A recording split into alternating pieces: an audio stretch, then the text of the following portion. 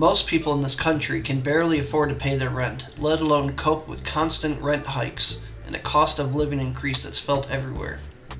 Food, energy, healthcare, everything costs more, and people feel poorer every year. That isn't just a feeling. The cost of living crisis and inflation have specific causes. The dollar simply does not go as far as it used to. People are also right to blame corporations. Prices are being driven up artificially in many sectors, not because of costs suddenly exploding, but because corporations have the power to raise prices and protect profits. We're now seeing things like grocery stores experimenting with surge pricing, applying the same logic used by rideshare apps to basic necessities. That isn't a free market correcting itself, that's exploitation during crisis. But despite what we're often told, the situation is not caused by the national debt. The United States does not function like a household. It owes debt in its own currency, and it cannot go bankrupt as long as it has the power to create more money. But even that power comes with a condition. For this system to stay afloat, the dollar has to remain the global reserve currency. The dollar has to dominate international trade so the US government and US corporations can buy things around the world cheaply. That dominance is what allows massive deficits to exist without immediate collapse. One of the most important pieces of that system is oil. Oil is priced in dollars. A large portion of global trade is priced in dollars. That creates constant demand for the currency and props up its buying power. But that system is weakening. More and more countries are now using their own currencies to conduct international trade instead of relying on the dollar. And that reduces the global demand for dollars, which undermines the dollar's buying power, especially abroad.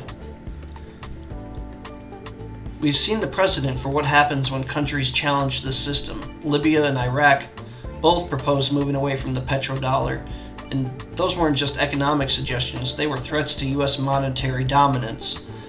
As the dollar's position weakens internationally, people feel the consequences directly.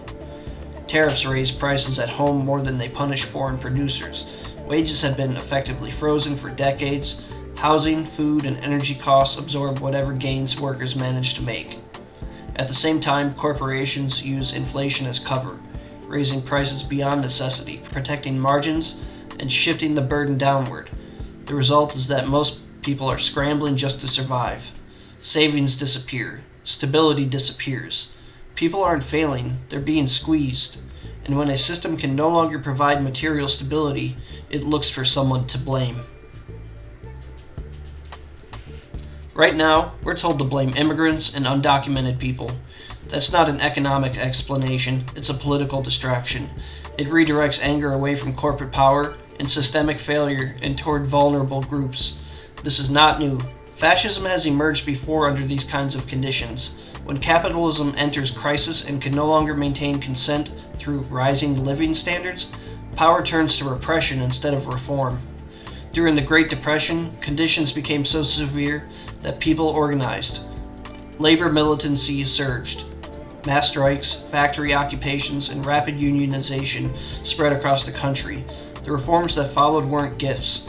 They were concessions forced by pressure from below, and that part of history is often ignored. So when people say this isn't fascism, they're usually looking for aesthetics instead of conditions. Fascism isn't about slogans or imagery. It's about how power responds when economic systems fail. As buying power continues to collapse, the pressure doesn't disappear, it escalates. The question isn't whether this crisis deepens, the question is whether people get divided or organized. Up to this point, everything I've talked about has been happening inside a system that assumes one thing, that the United States sits at the center of the global order. That assumption is breaking. This is where multipolarity comes in. Multipolarity simply means a world where power is no longer concentrated in one dominant state or one dominant currency. Instead of a single center, politically, militarily, or economically, power is distributed across multiple regions and systems. For decades, the global economy has been unipolar. The dollar dominates trade. U.S. financial institutions set the rules. Sanctions, debt, and access to markets are used as tools of control. And multipolarity means that this dominance weakens. Countries trade in their own currencies, alternative financial systems emerge, power becomes fragmented instead of centralized. That doesn't automatically mean justice or peace, but it does mean the old system can no longer enforce stability the way it used to. And that matters for people living inside the core of that system. When unipolar dominance fades, the state loses its ability to cushion internal crises by exporting costs elsewhere. The pressure that was once displaced abroad comes home. That's why this period is so dangerous. As global dominance erodes, internal repression increases. Surveillance expands, policing intensifies, scapegoating accelerates. The system has fewer external levers to pull, so it tightens control internally. This is where the concept of dual power becomes critical.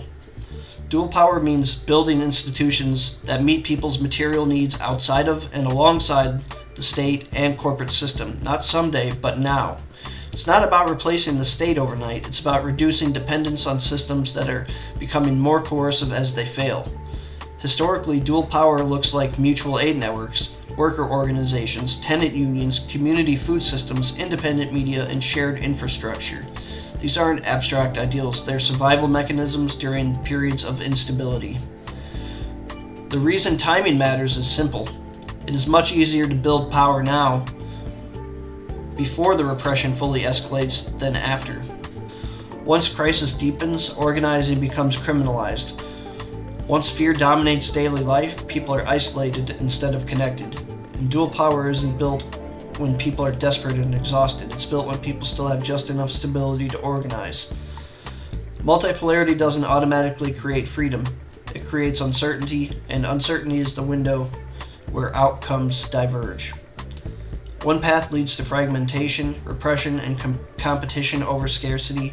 The other leads to cooperation, resilience, and collective survival.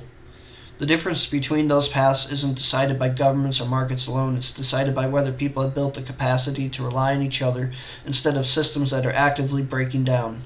That's why understanding multipolarity matters, and that's why building dual power isn't optional.